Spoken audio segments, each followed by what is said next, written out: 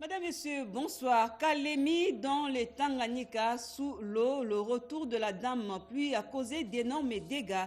L'inquiétude gagne les esprits et la population lance un SOS. D'autres précisions tout à l'heure dans ce journal. La fraude et la contrebande minière des fléaux qui impactent négativement l'économie des véhicules remplis de minerais ont traversé illégalement les barrières et ont été interceptés aux environs des Colosi. Nous sommes là dans la province du Lualaba par la direction provinciale anti-fraude. Encore une fois, bonsoir et bienvenue au journal des 19h, Madame, Messieurs, bienvenue. C'était prévisible car ça a été annoncé il y a quelques semaines sur nos antennes. La pluie a causé des dégâts importants à Kalemi dans les Tanganyika. Je venais de l'annoncer au sommaire de ce journal. Voici l'état de la ville après la pluie qui s'est abattue la nuit dernière.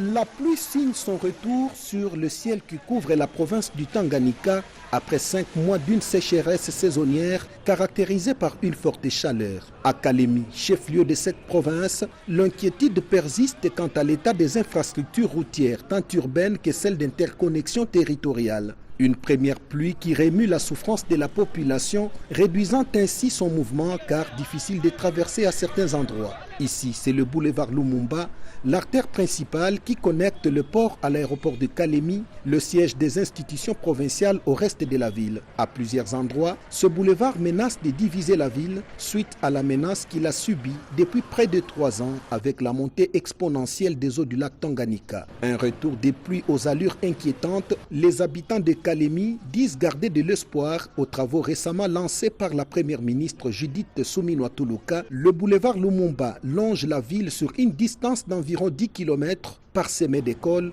d'églises, de marchés et boutiques. Les premières victimes de la première pluie sont les élèves. Ils souffrent pour atteindre leurs écoles, y arrivent en retard et parfois très impropres. Il y a quelques mois seulement, ces derniers étaient obligés de prendre des pirogues en plein boulevard ou encore traverser à pied, exposés à tous les risques de maladies, de morsures des reptiles ou des noyades. Un peu loin du boulevard, plusieurs chantiers urbains sont en cours, mais avancent à pas de tortue. Les maisons d'habitation se trouvant le long de ces chantiers sont incertaines quant à leur résistance à l'approche d'une saison pluvieuse qui s'annonce aussi abondante. Processus de pacification dans l'est du pays. Plus de 100 combattants de FPP-AP, jadis fidèles du chef rebelle Kabidon, ont décidé de déposer les armes. Ils s'engagent bien à se ranger derrière le chef de l'État Félix Antoine Tshisekedi Tshilombo afin de défendre l'intégrité du territoire. Ils se sont entretenus avec le gouverneur de province. Regardez. Ils sont 104 hommes, porteurs chacun d'une arme individuelle. Ils ont devers eux également des armes lourdes à usage collectif avec lesquelles ils se sont rendus ce 2 octobre 2025 au gouvernement congolais représenté par le gouverneur militaire du Nord Kivu, province sous état de siège. Une décision prise après que leurs condisciples ont rallié les camps de l'ennemi, affirme leur porte-parole dans une déclaration rendue publique au village Ivingus, en territoire des Lubero. Nous déclarons aujourd'hui devant l'autorité suprême du pays, ici représentée par la délégation de l'autorité provinciale, son Excellence Général-Major Kakule Somo Evariste, revenir prouver à la face du monde que nous n'avons jamais fait allégeance aux envahisseurs ni à leur supplétif AFC M23 et que nous sommes restés défenseurs valables de nos valeurs patriotiques et cardinales selon la vision du chef de l'État Félix Antoine Tshisekedi Tshilombo. Ces combattants des FPP, AP, Bar, Kabidon ont répondu à l'appel de la patrie. Le gouverneur les a appelés à la discipline, au sacrifice suprême et au respect des droits humains et droits internationaux humanitaires. Ni furaha sana kuona kama mnakuja kwa serikali ya Kongo wa gouvernement. Vous vous êtes rendu par votre propre volonté au gouvernement congolais et la nation vous sera reconnaissante. Vous vous engagez alors à combattre les ennemis de la RDC, dont le M23. Je vais ainsi faire rapport à ma hiérarchie pour la suite de votre processus de reddition. La brève cérémonie de leur reddition a eu lieu devant le commandant secteur OPS Front Nord, le coordonnateur de VDP, et le commandant UPDF, sans oublier d'autres officiers des forces armées de la République démocratique du Congo. Et ici à Kinshasa, les délinquants appelés communément Kuluna qui commettaient des actes de vol et violence à Kimbanse qui ont été arrêtés, jugés mais également condamnés. C'était au cours d'une audience foraine organisée par la justice militaire. Anastasie Doumbou était là pour les comptes de la RTNC.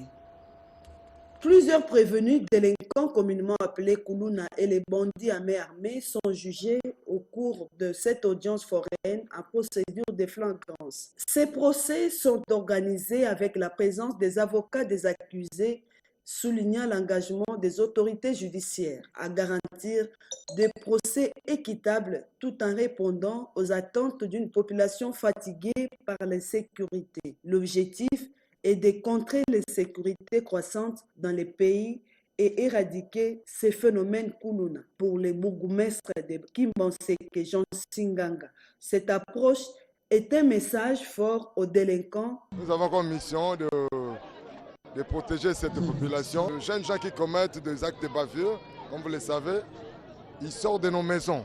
Nous devons chercher à décourager ces faussaires et aussi à les juger publiquement pour affaiblir celles-là qui ont encore l'envie ou les pensées de continuer leurs mauvais actes. C'est là grâce à la police nationale congolaise à travers les patrouilles et les arrestations dans plusieurs quartiers connus pour leur insécurité et aussi dans le cadre de l'opération Zéro Kuluna. Ces inciviques accusés de divers actes de violence sont traduits en justice et condamnés dans un effort pour rétablir la paix et la sécurité au sein des communautés touchées. La 9e édition du Forum africain sur la justice transitionnelle a fermé ses portes hier jeudi. L'objectif était de réfléchir sur la justice, la vérité et la réparation. Les détails avec Pascal Sumboyo Katuku et Jean-Pierre Chibango. À l'initiative de l'Union africaine, en collaboration avec les gouvernements congolais, à travers le ministère des Droits humains, ce forum avait pour thème « Justice pour les Africains et les personnes d'ascendance africaine à travers les réparations ». Maître Samuel Mbemba Kabouya, ministre des Droits humains, a dressé un tableau sombre de massacres perpétrés par les Rwandais dans la partie est du pays, où l'on dénombre déjà plus de 10 millions de morts et autant de victimes directement touchées par la crise. Il a ensuite appelé les participants venus de divers pays africains à ne pas oublier ces génocides congolais et à élever leur voix contre l'indifférence internationale. Les victimes n'attendent plus de promesses. Elles attendent des réparations, une reconnaissance, une place dans l'histoire. L'Afrique ne guérira pas tant que ses blessures seront niées. Elle ne se relèvera pas tant que les femmes violées se cachent. Elle ne brillera pas tant que ses enfants, nés du chaos, sont traités comme des ombres. Ici est de noter que cette 9e édition s'est déroulée durant 3 jours à Kinshasa et a réuni plus de 300 participants venant de tous les pays africains ainsi que les représentants des organismes des Nations Unies. Je l'ai annoncé au début de ce journal, plusieurs camions avec des minerais ont été interceptés dans le Lualaba alors qu'ils tentaient de contourner les dispositifs officiels. Informé de la situation, le gouverneur de province est rendu sur le lieu. Le commentaire est signé par Yolande Voka. C'est un véritable coup de filet réalisé par le service de sécurité du Lualaba qui ont démantelé un réseau de contrebande minière. Dans la nuit du 1er octobre, les agents de la Direction provinciale de lutte contre la fraude, de concert avec les éléments de la police nationale congolaise, ont intercepté plusieurs camions contenant des minerais et prêts à quitter le poste à la lisière de Kolwezi. Selon le directeur provincial de l'antifraude, ces conducteurs ont tenté d'emprunter de voies en vue d'échapper au contrôle. Service à lutte contre la criminalité, milieu équipe mobile, parce que l'autorité provinciale à l'état inscription hakuna camion ata moya itanza kupita bushiku mu ville parce que balabala déjà iko opérationnel, il y a ba opérateur et beauté économique ba na fanya activité tunabamba ma camion yote iko plus de 40 mais il peut échapper 19 tunabamba ko 21 camions. La gouverneure Fifi Masuka Saini est descendue sur les lieux et a loué l'action de services qui ont mis la main sur ces fraudeurs. Les auteurs devront s'attendre à la rigueur de la loi. Je tiens encore à féliciter ma garde personnelle, la direction des crimes qui est en train de travailler jour et nuit. Monsieur le ministre, continuez. Ce n'est qu'ensemble que nous pouvons remettre de l'ordre dans notre province. Continuez à les traquer jusqu'à ce que nous allons prendre maintenant. C'est lui qui est le pionnier de tout ça. Je tiens seulement à remercier tout le travail qui a été fait cette nuit. Pour l'exécutif provincial, ces trafics illégaux privent l'État de moyens de son développement. La province du Kwilu s'apprête à accueillir la 13e édition de la conférence des gouverneurs. Les préparatifs vont bon train. La régie des voies aériennes installe déjà les infrastructures aéroportuaires. Son président du conseil, Kinkie Mulumba, est sur place pour vérifier si tout va bien. Chimène Dondo est dans sa suite.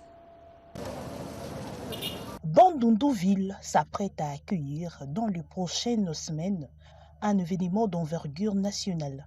Plusieurs centaines de personnalités venues du gouvernement central, de provinces, du monde économique et social y sont attendues pour s'assurer que l'aéroport de Bandundu-Ville, unique porte d'entrée aérienne de la cité, soit en mesure de recevoir tous ses invités. Le président du conseil d'administration de la régie de voies aériennes, Trifon Kinkie Mulumba, a effectué ce vendredi une mission d'inspection. On est là pour nous assurer que les avions vont pouvoir atterrir dans d'excellentes conditions.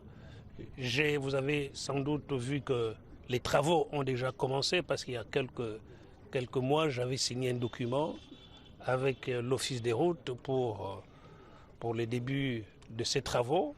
Voilà, on est ici en mission d'inspection et à la suite de cette mission, nous ferons rapport. Ce que je voulais également dire, c'est que il y aura une autre porte d'entrée qui s'ouvrirait à partir de Kikwit. Après Bandundu-Ville, nous allons nous rendre à Kikwit. Le PCA de la RVA rassure néanmoins des dispositions seront prises pour que la piste soit prête à accueillir les délégations attendues lors de ces grands rendez-vous nationaux. Et dans le Haut-Ouélé, à peine lancé, les travaux de construction de l'hôpital provincial moderne suscitent déjà un suivi des proximités. Le gouverneur Jean Bakomito Gambou est allé inspecter le chantier financé entièrement par le gouvernement provincial. D'autres précisions dans ce reportage signé par Nathalie Mboula.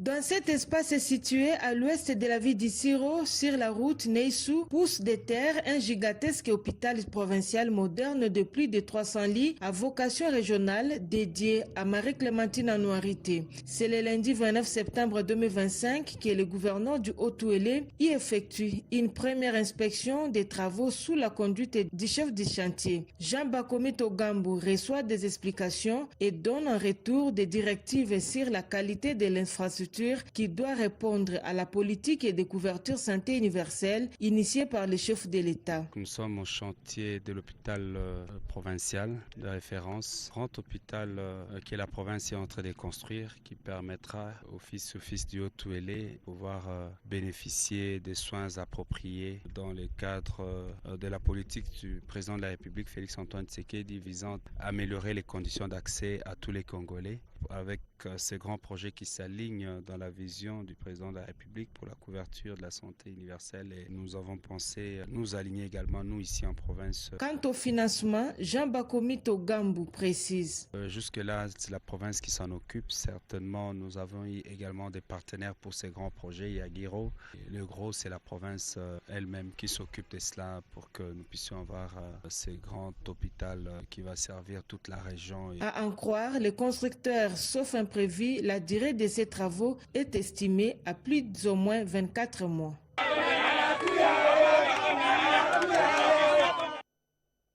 Dans la province du Kasaï oriental et plus précisément Mbuji-Mayi, les travaux de délocalisation des anciens poteaux électriques de la SNEL sont en cours, une étape indispensable pour finaliser la modernisation de l'avenue Inga. Images et commentaires.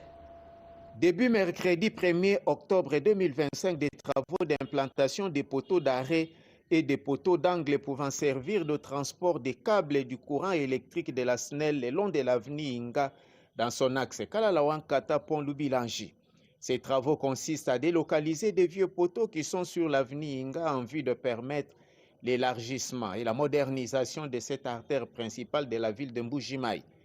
Pour le directeur provincial de la SNEL Kasaï oriental, Crispin Mukendi, un effort est déployé pour accélérer les travaux au rythme d'implanter pour la première phase 24 poteaux dans 3 jours. Et pendant cette période, la ville ne sera pas totalement dans le noir, car des précautions sont déjà prises. Il y a une interruption de plus ou moins 3 heures par jour pendant l'implantation des poteaux. Sûrement, il y a des endroits où on ne doit pas solliciter. Si le poteau est éloigné de l'ancienne ligne, nous n'allons pas couper le courant. Mais le courant n'est pas coupé totalement sur l'ensemble de la ville.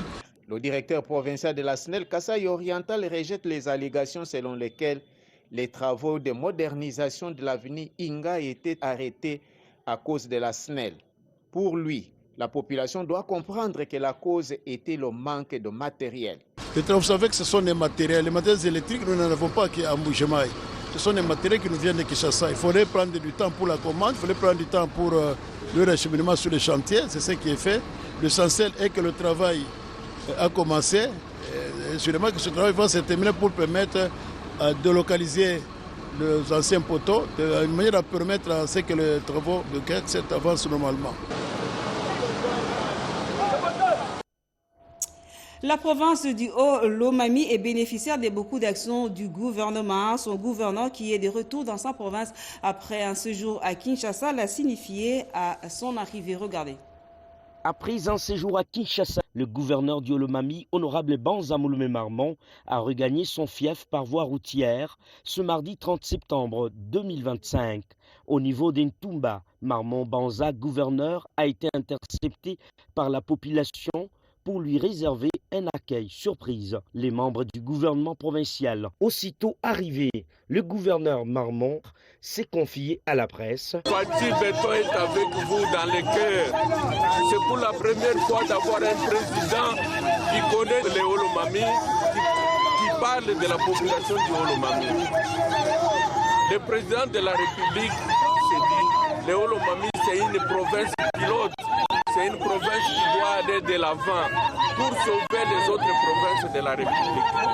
Dans cette mission-là, quand nous venons par route, c'est pour faire voir à ceux qui ne comprennent pas ce que notre président, notre gouvernement fait pour nous. Qu'en dehors des 145 territoires, il y a la nationale numéro 1 qui est déjà construite. Vous pouvez quitter aujourd'hui Lubumbashi le matin, le soir, vous êtes à Kamina. Les assemblées provinciales ont ouvert leur session de septembre. Aujourd'hui, nous allons vous proposer celle des Haut-Ouélé. Regardez.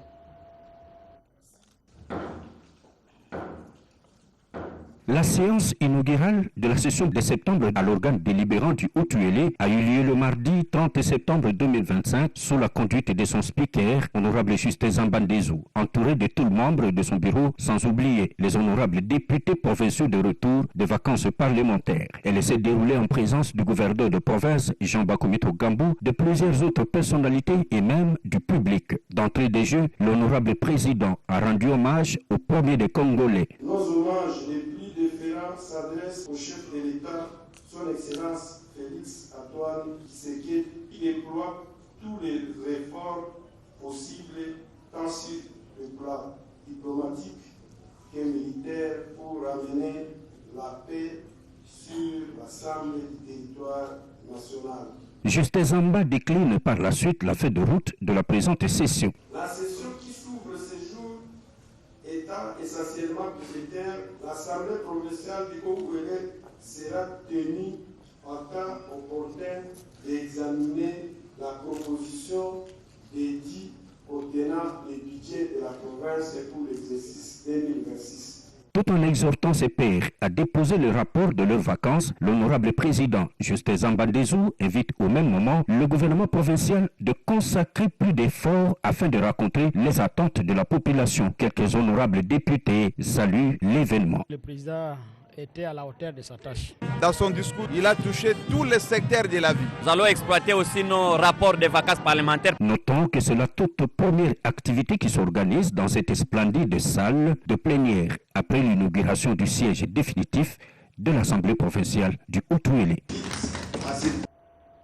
Et à Belém, au Brésil, le gouvernement de la RDC s'y rendra avec un engagement, celui de la neutralité carbone d'ici 2050. Le ministre de l'Environnement et Développement durable et Nouvelle économie du climat a discuté avec l'Agence française de développement sur la gestion durable des forêts. Eddy Tchala nous en parle. Cette réunion fait suite à une rencontre précédente avec l'ambassadeur de France en RDC, visant à explorer les voies de collaboration entre l'Agence française de développement et le ministère de l'Environnement, Développement durable et Nouvelle économie du climat pour soutenir l'élaboration d'une politique nationale forestière. Le programme de gestion durable des forêts, PGDF en sigle, que l'Agence française entend aligner avec les ambitions du ministère, figurait sur la table. La ministre de l'Environnement, Développement durable et Nouvelle économie du climat, Marie Nyangé Ndambo, a confirmé son engagement à finaliser la politique nationale forestière avec un projet de texte qui sera présenté en novembre prochain lors de la COP30 à Belém au Brésil. Cet événement est primordial, notamment parce que la RDC, pays solution, ambitionne d'atteindre la neutralité carbone d'ici 2050 grâce à ses vastes forêts, qui représentent le deuxième domaine forestier mondial après l'Amazonie. Le gouvernement de RDC et la ministre veulent montrer l'engagement du gouvernement de développer une gestion durable de la forêt et de répondre aux attentes du monde qui regarde les grands pays avec des grands massifs forestiers pour avoir cette séquestration du carbone. Avec Paul Delacroix, Louansangu Moueta, élu des Massimanimba, il a été question avec la ministre de l'Environnement, Développement durable et Nouvelle économie du climat des défis environnementaux majeurs qui menacent les conditions de vie de ses électeurs, citant spécifiquement la déforestation croissante et l'ampleur des érosions. Et avec Rikin Zouzilo, nous allons parler de l'ouverture des travaux consacrés à la collecte des données extractives pour l'exercice 2023. D'autres explications, c'est dans ce commentaire.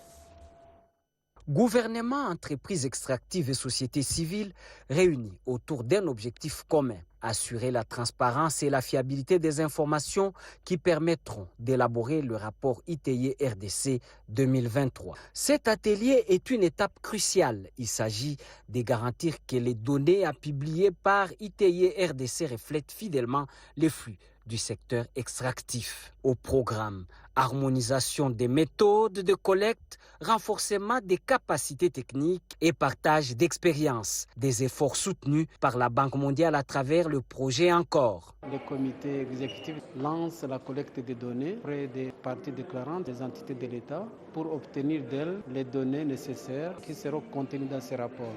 La particularité de cet atelier, c'est pour échanger, pour qu'elles puissent s'approprier l'outil de télédéclaration ITIE et surtout fournir à l'ITIE des informations exhaustives et fiables et qui seront contenues dans les rapports ITIE RDC 2023 d'ici le 30 novembre 2025. C'est un rapport crucial qui entre dans la validation de la RDC qui débute le 1er janvier 2026. Et donc, un mois avant cette validation, nous devons déjà avoir publié ces rapports puisqu'il sera concerné par les instances de lithium internationales pour évaluer les pays. Ces travaux devraient permettre la production dans les délais d'un rapport ITIE 2023 attendu comme un outil de référence pour les suivis du secteur extractif congolais. Nous allons parler agriculture, de la formation à la concrétisation. Le PJAD franchit un pas décisif à Kimpoko. 30 jeunes Congolais viennent de lancer leurs entreprises piscicoles grâce au premier financement octroyé par le programme avec l'appui de la microfinance Kameke Inkisi et sous l'œil attentif du ministre d'État à l'agriculture, Joël Makela et Junior Bonoma nous en parlent. De la théorie à l'action, l'espoir prend racine à Kimpoko. Ce qui n'était encore qu'un rêve pour plusieurs jeunes formés dans le cadre du projet d'entrepreneuriat des jeunes dans l'agriculture et l'agrobusiness. Il s'agit en réalité de 30 entreprises piscicoles portées par des jeunes Congolais qui viennent de voir le jour grâce à l'accompagnement du PJAB et au soutien financier de la société de microfinance Kameke Inkisi. Le ministre d'État, ministre de l'Agriculture et de la Sécurité alimentaire, Moïndo Nzangi, a salué cette étape décisive et a promis un appui constant à ces jeunes modèles de réussite.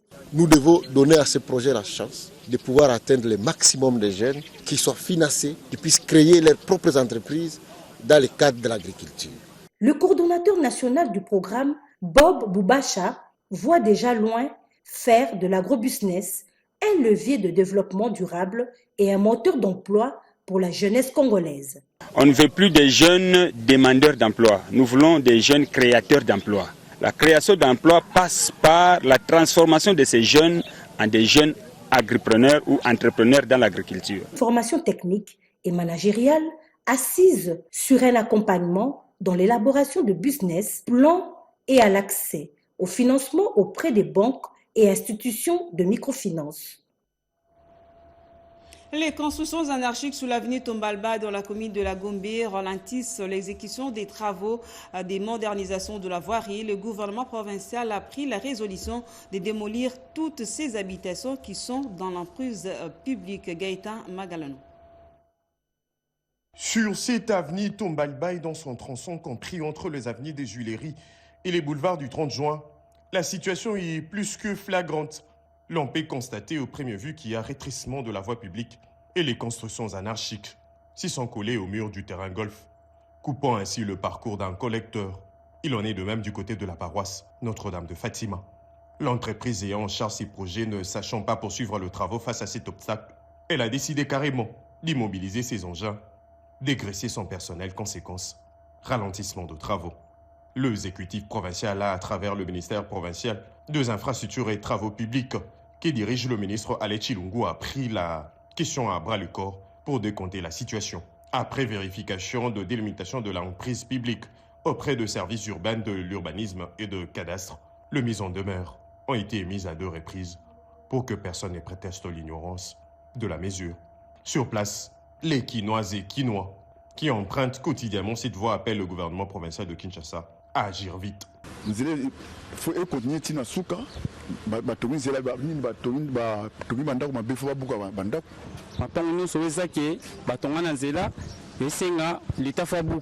les opérations de démolition dans la ville de Kinshasa ont été lancées depuis le mois de mai dernier pour libérer les emprises publiques aussi, le lit de rivière. Et à Matete, le bourgmestre suit de très près les travaux de modernisation de sa municipalité. Aujourd'hui, Jules Mukumbi a inspecté les travaux de curage des caniveaux. Il est plus que satisfait, nous dit Nadine Yango dans son reportage. Des caniveaux de plus de 3 mètres de profondeur, jamais curés depuis leur construction qui date de l'époque coloniale. Ces bouchages a toujours été la cause des inondations dans la commune de Matete. Aujourd'hui, ces voies de conduite d'eau de pluie ont été dégagées à la grande satisfaction de la population de cette municipalité. Il faut le sentiment de joie, parce que ça fait au moins 5 décennies qu'on n'a pas vu de tels travaux en train de se faire dans des communes.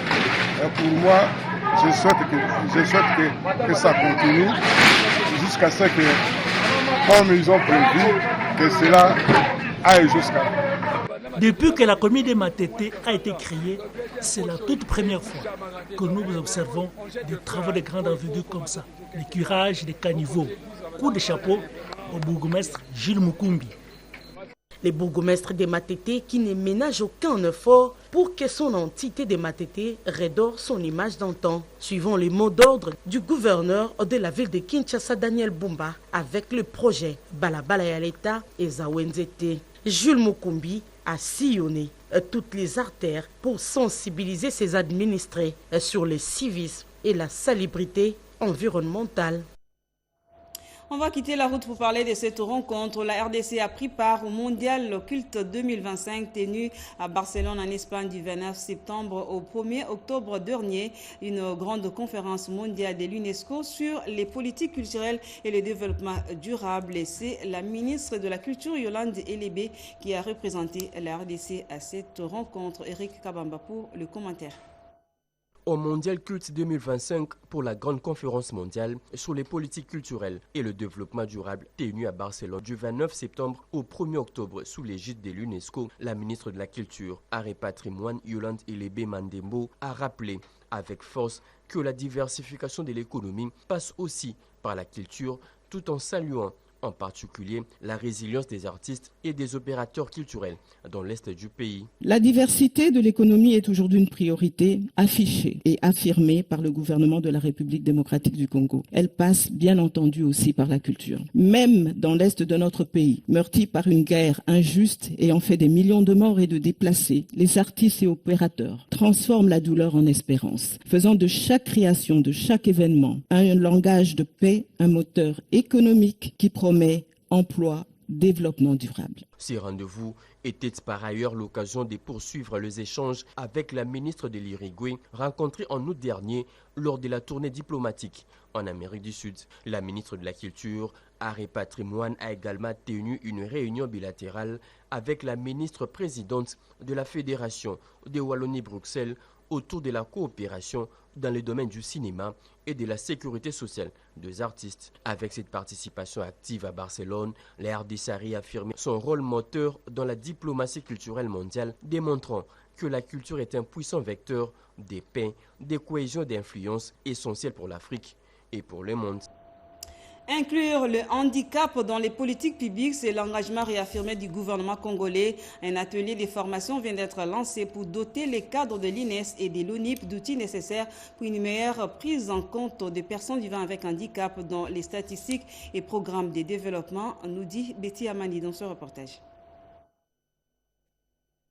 À Kinshasa, un atelier de formation et de renforcement des capacités sur l'inclusion du handicap dans les processus de développement humain a réuni les cadres et agents de l'Institut national des statistiques et de l'Office national d'identification de la population. Ouvert au nom de la ministre déléguée en charge des personnes vivant avec handicap par son directeur de cabinet, Maître Dieudonné Wedi Djamba, cet atelier de 2 jours bénéficie de l'appui du Bureau conjoint des Nations Unies aux droits de l'homme dans le cadre du partenariat des Nations Unies pour la promotion des droits des personnes handicapées. Le BCNUDH a réaffirmé l'engagement du système des Nations Unies à bâtir une société plus juste, équitable et inclusive. Il a rappelé que les données statistiques désagrégées sur le handicap sont essentielles pour orienter des politiques publiques qui répondent réellement aux besoins des personnes vivant avec handicap dans le respect de leurs droits et de leur dignité. La directrice générale de l'Institut national des statistiques a souligné que près de 15% de la population mondiale vit avec un handicap, dont une majorité dans le pays en développement. En RDC, le nombre de personnes handicapées est en augmentation, notamment à cause des conflits. Inclusion du handicap dans le processus de développement humain en RDC, cette session marque une étape décisive. Elle s'inscrit dans la vision du chef de l'État et dans la mise en œuvre du cadre de coopération des Nations Unies pour le développement durable 2025-2029, avec un principe directeur, ne laisser personne de côté. Madame, Messieurs, ce journal est parti Tondouangou est complètement terminé. Au nom de toute l'équipe composée de Ribin Koumbo, Didier Diawa, Ramadan Poki, Yolande Voka et Dienne Balaka, nous vous remercions de l'avoir suivi. 20h, Gaëtan Magalano. Quant à moi, je vous dis merci et très bonne suite des programmes sur nos antennes.